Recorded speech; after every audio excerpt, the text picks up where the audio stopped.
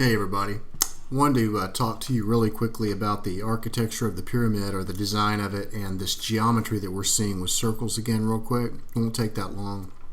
If you remember, I showed you this diagram, something very similar to it, showing these circles and how they are tangent to the slopes of the pyramid, for example, how some of these circles measure the depth of the casing stones and stuff like this. I had taken a post down recently on Facebook because I had discovered something really interesting about the pyramid, and that is that the pyramid can be slided. This is not the only location that it can rest at. It can rest at different locations and the same geometry pops out. Now the reason we're using it in this particular location is because of the symbolism and everything else that's being shown beside it. But for example, if I were to take this pyramid and move it, say,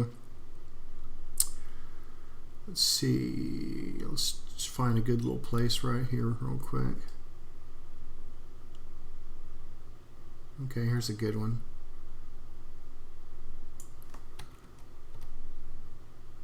Okay, so here's an example of this. So if we take a look down here, you'll see that this small circle here is tangent to the inside. This small circle here is tangent to the inside. This larger circle here is tangent to the inside. This one and the circle right here are tangent to it. So what I'm showing you here is, if we go take a look over here on this side, we'll see this large circle here is tangent to it. The small circle's tangent to it, and this circle's tangent. So you can see what I'm saying here. What I'm showing you here is this is not the only location the pyramid can be placed. However, we've all seen circles in triangles showing certain angles and geometry and stuff like that. But what makes this completely different is there is a lot of things simultaneously happening at the same time.